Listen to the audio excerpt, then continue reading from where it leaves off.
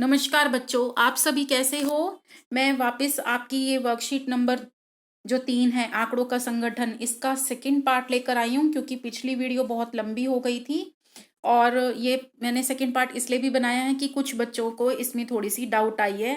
उन बच्चों की डाउट को क्लियर करने के लिए जब उन्होंने मुझे वर्कशीट भेजी है व्हाट्सएप पे, तो मैंने देखा कि कुछ बच्चों ने गलती की है, तो मैं यहाँ पर इस थोड़ी सी चीज़ों को समझाने के लिए आई हूँ। तो चलिए हम चीज़ों को समझते हैं। सबसे पहले ना, आपको ये जानना है कि माध्यक जो हम निकालते हैं, वो माध्यक हमारा 2 केस में ना अलग-अलग हो जाता है। हमारा माध्यक का जो आंसर निकलता है किसी क्वेश्चन में, अगर हमारे पास सम संख्या है, तो माध्यक अलग आएगा, और अगर हमारे पास विषम संख्या है, तो हमारा माध्यक अलग आएगा। तो ये जो बात है ना, ये नहीं है हमारे लिए। मैंने वैसे ये बताई थी बात, लेकिन कुछ बच्चों ने इसको ध्यान में नहीं रखा है। क्या है वो? माध्यक तब भी निकाला जाता है जब आंकड़ों की संख्या सम हो। तो क्या करना है, बीच के दोनों आंकड़ों का औसत माध्यक कहलाता है। अब मैंने आपको क्या कहा था, औसत का मतलब होता है एवरेज या माध्य। ठीक है, एवरेज, माध्य, या ये वाला सिंबल एक्स बार मैंने बताया था ना।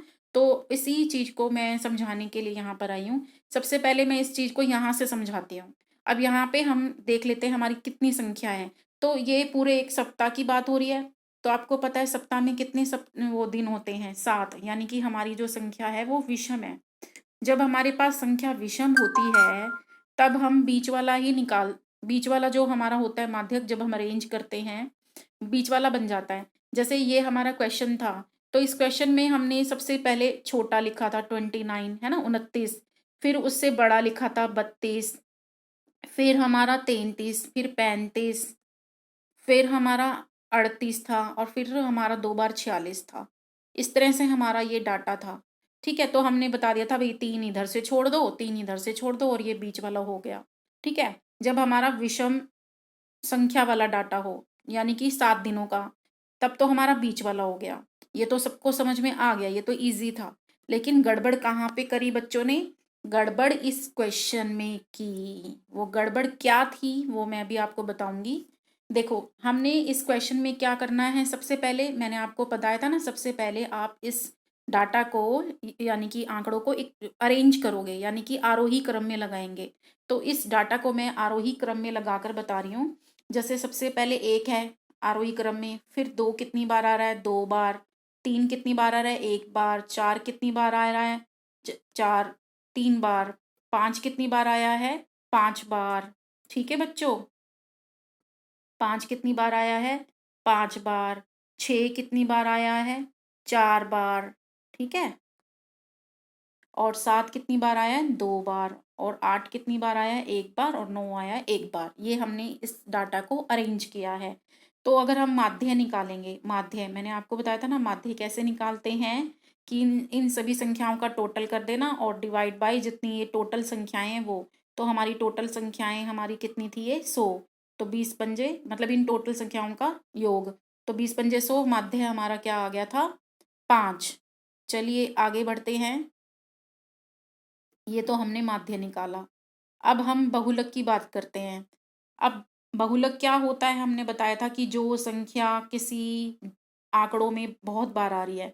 तो आप यहाँ देख सकते हो, ये जो 5 है ना, ये हमारा 5 बार आ रहा है। तो बहुलक हमारा क्या हो गया, 5। ये भी आपने कर लिया है, मुझे बच्चों ने दिखाया, ये भी उन्होंने कर लिया है। तो अब गलती कहाँ पे आती है, गलती आती है माध्यक निकालने में। क्या गलती आती है बच्चों, कि आप ना पहले ये चेक करोगे कि ये जो आंकड़े हैं ना, ये सम है या विषम। तो आप सबसे पहले इनकी गिनती देखोगे, टोटल कितने गिनती में है ये। टोटल ये इनकी जो संख्या है वो सम है, और वो कितने हैं, 20। 20 हैं ये टोटल। ठीक है, तो ये सम संख्या है। जब सम संख्या होती है ना, तब हम क्या करते हैं, जैसे हमने 4 यहाँ से छोड़े, 4 यहाँ से छोड़े, पांचवा यहाँ से छोड़ा, पांचवा यहाँ से छोड़ा, फिर छठा यहाँ से छोड़ा, छठा यहाँ से छोड़ा, सातवां यहाँ से छोड़ा, फिर सातवां यहाँ से छोड़ा, आठवां यहाँ से छोड़ा, आठवां यहाँ से छोड़ा, नौवां यहाँ से छोड़ा, नौवां यहाँ से। ये जो हमारा बच गया बीच में 2। ठीक है, अब मेरा नया क्वेश्चन बन गया। अब मेरे पास नया क्वेश्चन क्या है, ये 2 हमारे पास संख्याएं हैं, और इनका माध्य क्या होगा। टोटल कितनी संख्याएं हैं, ये 2। और इनका माध्य क्या होगा, 5 जमा 5। 2 संख्याओं का माध्य करना है ना हमने। तो 5 जमा 5, तो कितना आंसर आएगा हमारा 10/2 और 2 पंजे 10। ठीक है बच्चों, 2 पंजे 10। तो ये हमारी दो संख्याएं बन गई और इन दो संख्याओं का हमने माध्यक निकाल लिया, कितना आया 5। ठीक है, तो हमारा दो संख्याओं का माध्यक, जो हमारा माध्य होगा, ये हमने दो संख्याएं थी ना, दो संख्याएं, इन्हीं का हमने माध्य निकाला ना, वही हमारा माध्यक कहलाएगा। ठीक है, तो ये दो संख्याएं कौन सी थी, 5 जमा 5/2, इन्हीं दो संख्याओं का जो माध्य होगा ना, माध्य है बीच वाली संख्याओं का माध्य, वही हमारा माध्यक भी कहलाएगा। ठीक है, तो ये मेरे को इम्पोर्टेंट बताना था। अब आप इस लाइन को समझ सकते हो कि ये क्या बात कर रहा है। यदि आंकड़ों की संख्या सम हो, इसमें हमारा 20 आया था ना, टोटल हमारे पास 20 आंकड़े थे ना, तो क्या करना था, हो सम हो तो बीच के दोनों आंकड़े हमारे क्या थे, 5-5 थे ना, और उनका औसत क्या होता है, x बार, उनका औसत। ठीक है, वो हमारा क्या बन जाएगा, माध्यक। ठीक है, वो हमारा क्या बन जाएगा, माध्यक। तो मैंने यही समझाना था।